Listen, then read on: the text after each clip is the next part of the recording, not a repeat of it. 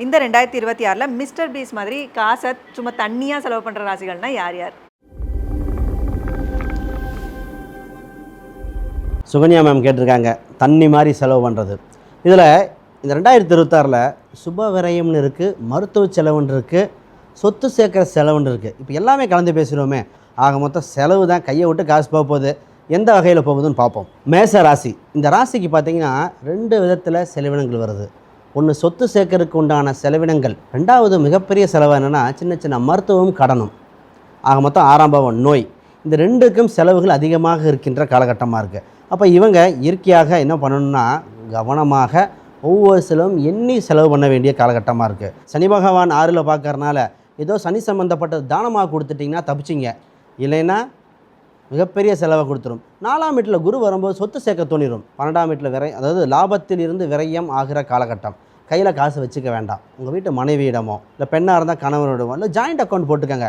தனித்து முடிவெடுக்கும் போது தவறானதாக மாறிடும். கைப்பொருள் விரயம் இந்த காலகட்டத்தில் சுப விரயமாக மாற்றிக்கங்க. கடகராசி, இந்த ராசிக்கு 8ஆம் இடத்தில் ராகு பகவான் சஞ்சாரம் செய்கிறார். ஆசையை தூண்டுறார். அதாவது பேராசையினால் பெருநஷ்டம்ங்கிறது காலகட்டமாக இருக்குது. அப்போ எண்ணி செலவு செய்ய வேண்டிய காலகட்டம். இந்த நேரத்தில் என்ன பண்ணுவாங்க தெரியுங்களா? ஷேர் மார்க்கெட்டில் போடுறேன், மியூச்சுவல் ஃபண்டில் போடுறேன் சார், எம்எல்எம் ஸ்கீம் ஒன்று வருது சார், நான் இப்போ தான் போட்டேன் சார், கிரிப்டோவில் போட்டேன்னு சொல்லி பல ராசி அடுத்த இந்த வருஷம் கதறப்போகுது. அது அந்த கடகராசி. அதாவது 8ல் இருக்கிற ஆசையை தூண்டும். புதையல் கிடைக்கும், லாட்ரி கிடைக்கணும், கடைசி லாட்ரி தான் அடிக்கிற மாதிரி ஆயிரும். அப்போ கவனமாக இருக்கணும். ஒரே ஒரு நல்ல விஷயம், உங்களுக்கு கைப்பொருள் விரயமாகிறதுக்கு கார் வாங்கக்கூடிய அம்சம் இருக்குது, இல்லை வண்டி வாகனம் வாங்குகிற அம்சம் இருக்குது. ஒரு சுபமாக வாங்கிட்டு போங்க, அட்லீஸ்ட் ஒரு அசட்டாவது நிற்கும் இந்த ராசிக்கு. அடுத்து விருச்சக ராசி. விருச்சக ராசிக்கு குரு பலம் வரப்போகுது. உங்கள் 4ஆம் வீட்டில் ராகுவும் இருக்கார். இப்போ திருமண காலகட்டமாக இருக்குது. சார் செலவு வந்திருக்கு சார், எதுக்கு? திருமணத்துக்காக. திருமணம் சம்மந்தப்பட்டது. ஆல்ரெடி வீடு இருந்தால் வீடு பராமரிப்பு செலவுகள், வீடு கொஞ்சம் ஆல்ட்ரேஷன் ஒர்க் இருக்குது, அந்த மாதிரி. அதாவது ஒரு இருக்கிற சொத்தை காப்பாற்ற வாழ்க்கையில் அடுத்த படிநிலையை போகக்கூடிய வாய்ப்புகள் வந்திருக்கு. அப்போ இந்த மாதிரி யூட்டிலைஸ் பண்ணிட்டால் போதும். ஆனால் குரு கொஞ்ச நாள் கழித்து மாறுவார். மாறும்போது என்ன பண்ணுவார்னா, இந்த ராசிக்கு பணத்தை கொடுப்பார். ஃபஸ்ட்டு கொடுத்துட்டு அதை முதலீடு பண்ணுறேன்னு சொல்லிவிட்டு தொழில் தொடங்குறேன், இல்லை புதுசாக ஒரு கட்சி ஆரம்பிக்கிறேன், ஒரு சங்கம் ஆரம்பிக்கிறேன்னு ஆரம்பித்து அத்தனையும் விட்டுருவாங்க.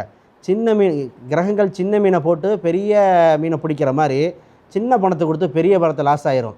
அதனால் கவனமாக சுப விரயம் மட்டும் பண்ணிவிட்டு தப்பிச்சு ஓடிடணும். இறுதியாக கும்பராசி. இந்த ராசிக்கு இப்போ என்ன குழப்பம்னா, 2ஆம் இடத்துல விரையாதிபதி இருக்கார். மொதல் பிரச்சனை. ராசியில் ராகு பகவான். பல விஷயங்களை கவனம்.